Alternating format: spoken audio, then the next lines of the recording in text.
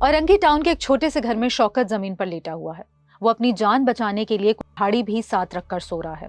उसे महसूस होता है कि उसकी डिसेबल माँ उसके सीने पर चढ़कर के वार करने वाली है। अचानक उसकी आंख खुल जाती है। वो इधर उधर देखता है लेकिन यहाँ तो कुछ नहीं था। वो फौरन दौड़कर अपनी माँ के कमरे में जाता है। माँ अपने काम में मसरूफ होती है। वो चिल्लाता है, अम्मी, आप मुझे मार कर सारी जायदाद हड़प करना चाहती हो ना? माँ कहती है, बेटा, मेरे बाद ये सारी जायदाद वैसे भी तो तुम्हारी है। वो ये कहकर शौकत को डॉक्टर से ली गई मेडिसिन देकर आराम करने को कहती है। वो जोर से घर का दरवाजा बंद करता है, कुल्हाड़ी उठाता है, माँ के कमरे की तरफ बढ़ता है और फिर जो चलती थी बसाती से, बसाती ने मार मार के उसको, उस लड़की को भी उसने मारा, ऊपर से सीढ़ियों से फेंका नीचे मेन गेट पे। आज जो केस मैं आपको सुनाने वाली हूँ, जिसे स्टडी करने के बाद पहले मुझे ऐसा लगा कि इस केस का मेन कल्प्रिट साइको है। क्यों क्यों क्यों? इधर हाथ रख। मैंने हाथ रखा, ठीक है, बोलता है इसकी कर लेगा। लेकिन जैसे जैसे केस आगे बढ़ा, फिर लगने लगा कि ये एक एक्टिंग है और स्क्रिप्ट देने वाला कोई और नहीं, शौकत का सगा बाप लतीफ है। लेकिन असल कहानी क्या है, पहले ये बताऊंगी। अगर आप कमजोर दिल वाले हैं तो ये वीडियो मत देखें। खास तौर पर बच्चों को इस वीडियो से दूर रखें, क्योंकि जो मैं आपको इस कहानी में रियल फुटेजेस दिखाऊंगी आप नहीं देख पाएंगे। बगैर किसी देर के कहानी को शुरू करते हैं।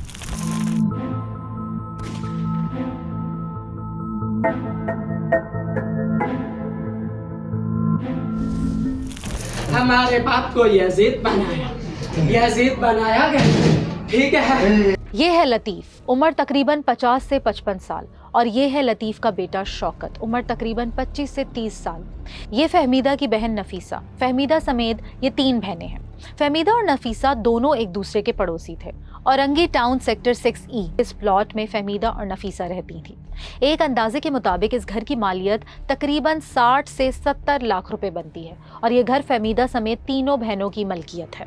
मैं ये कैलकुलेशन क्यों दे रही हूँ? इसलिए क्योंकि ये कहानी का सबसे अहम पार्ट होने वाला है, जो मैं आगे चलकर आपको सुनाऊंगी। फहमीदा के पहले शौहर से कोई औलाद नहीं थी। औलाद की ख्वाहिश ने दूसरी शादी करने पर मजबूर किया और लतीफ से शादी कर ली और 30 साल के बेटे को भी कबूल कर लिया।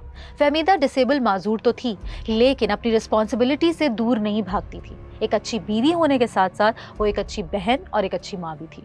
शौकत पंजाब बहावल नगर में रहता था। वो इस वाक़ये के चंद दिन पहले ही कराची में अपने माँ बाप के पास आया था। अब यहाँ एक सवाल है, क्या शौकत को कराची बुलवाया गया था या वो खुद आया था? अब पुलिस इस पर इन्वेस्टिगेशन कर रही है। शौकत के बाप का कहना है कि शौकत साइको है। वो रात को उठ कर चीखता है, रोता है, अपने आप को मारता है। उसे लगता है कि कोई उसकी जान लेने वाला है। रात चलते हुए उसे लगता है कि कोई मुसलसल उसका पीछा कर रहा है। वो डर और खौफ की वजह से अपने जिस्म को नोचता था। उसके बाप को हमेशा डर रहता था कि ये अपने आप को या फिर किसी दूसरे को कोई नुकसान जरूर पहुंचाएगा। इस तरह की मेंटल हेल्थ को मेडिकली 3 बीमारियों का नाम दिया जाता है: hallucination, delusional confused and disturbed thoughts.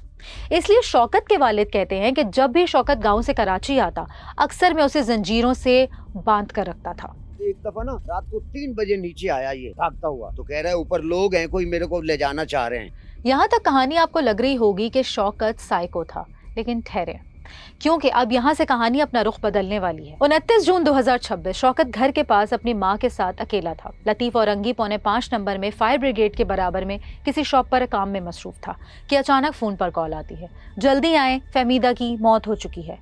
Latif फौरन घर की तरफ भागा। रास्ता कोई 10 मिनट का था, लेकिन लतीफ के लिए ये 10 मिनट सदियों जैसे थे।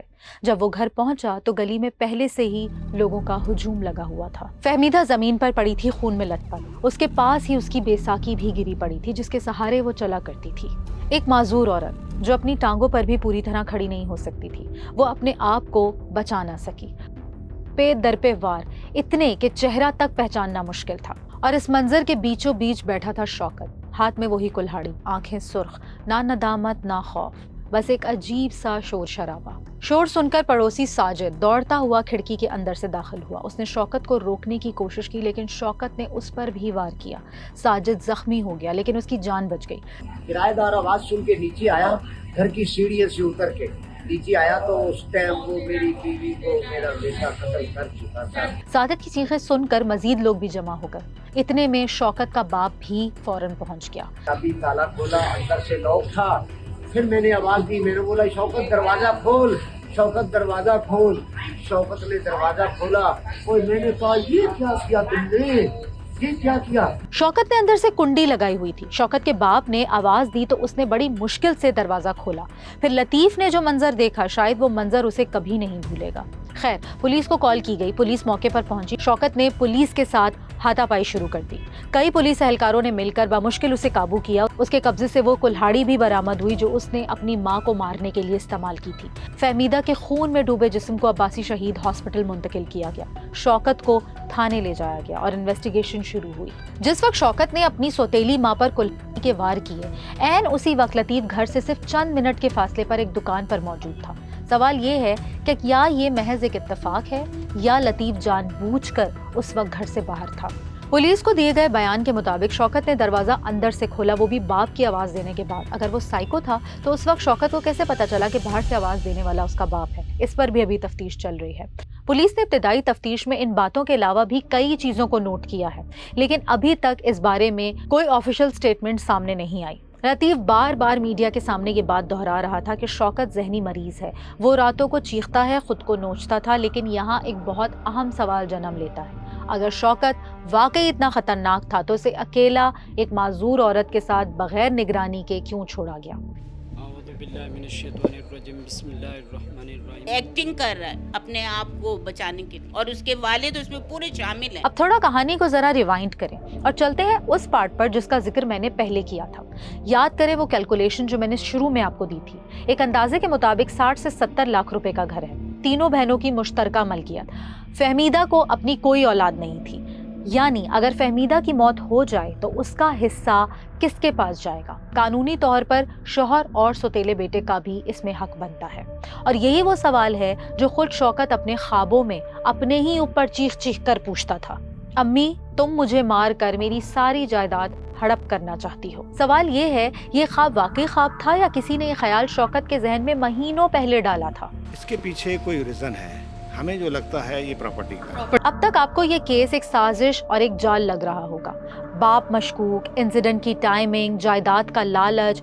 इस केस में जो कुछ अब तक आपने सुना, इसमें ज्यादातर हिस्सा शको शुबात पर मबनी था, कॉन्स्पिरेसी थ्योरीज थी। लेकिन एक जिम्मेदार जर्नलिज्म वही है जो सिर्फ police officials confirm report based हो। ये जो जितने बातें कर रहे हैं ये सिर्फ और सिर्फ जो है ना तफ्तीश को डिवाइड कर रहा है कि छिछड़ा खा लिया, अभी ये सारी बातें अभी कही हैं, कल कुछ और बातें थी। एक चीज जो कंफर्म है, एसएसपी के मुताबिक मुलजिम को कुल्हाड़ी के साथ मौके से गिरफ्तार किया गया। पुलिस के मुताबिक इब्तिदाई तहकीकात में ये बात सामने आई कि लतीफ ने 17 से 18 साल पहले फहमीदा से दूसरी शादी की थी और बज़ाहिर यही पुरानी रंजिश और माँ बेटे के दरमियान लड़ाई की वजह मालूम होती है। यानी पुलिस फाइल में असल मोटिव अभी भी ओल्ड फैमिली डिस्प्यूट ही बताया जा रहा है। लतीफ मेन कल्परेट शौकत का बाप इस वारदात में बराह रास्त मुलव्वस था या नहीं, अभी तक इन्वेस्टिगेशन का ये चीज हिस्सा है।